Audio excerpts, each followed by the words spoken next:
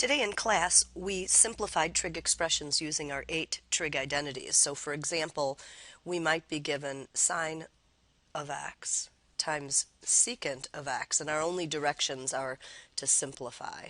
All right, so just as a quick review, we always change back to forms of the trig identities in terms of sine and cosine.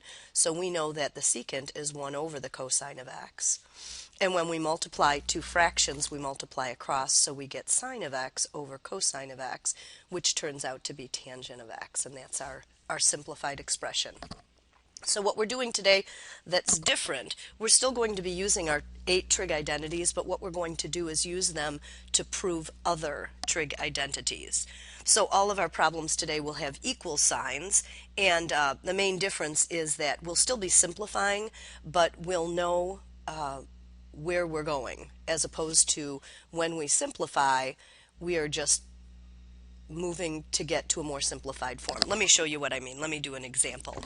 So the directions for today will be to prove that the cosine of theta times the tangent of theta is equal to the sine of theta. So see what I mean? I'm actually telling you what the whole left side simplifies to. All right, so we have a couple of rules, important rules, when we do proofs of identities, and that is we only work on one side, so one side only. You can't work a little bit down on one side and then a little on the other. The other thing is that you always want to pick the more complicated side. It just works out better.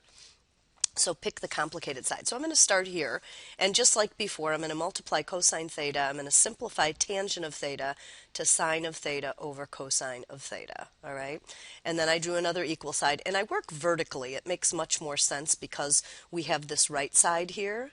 Now this is a super simple proof because we know when we multiply two fractions, we can cross cancel, and so therefore I'm done.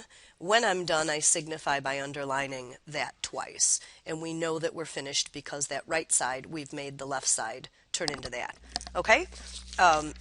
Let's go to the next one. And this one's a little bit more complicated. This time I want the cosecant theta minus the sine of theta to equal the cotangent theta cosine theta. All right? So when we get one like this, you might have a question, gee, which one is more complicated? And so if you think of trig functions as ratios, and when you add them you're adding fractions, it's always more complicated to start on the side where there's addition and subtraction. Multiplication and division is always easier with fractions. So we're going to change cosecant of theta to 1 over sine of theta, make this sine theta over 1. Okay, two fractions, common denominator. I'm going to do that shortcut that we love so much, and so I get 1 minus sine squared theta all over sine of theta. Okay, then I know from previous work that because cosine squared theta plus sine squared theta is 1, that the numerator can be changed to cosine squared theta. All right, it's always a good idea as we're working to go back and look, gee, what are we trying to turn it into?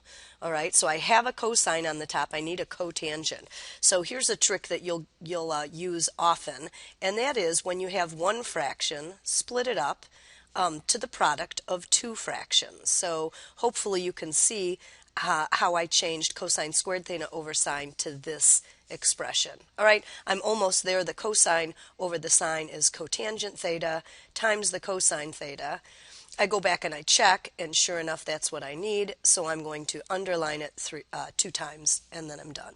Okay, we're going to practice this in class, and you are actually going to make me a video, I'm pretty excited about it, where you prove an identity and explain it all the way. See you in class.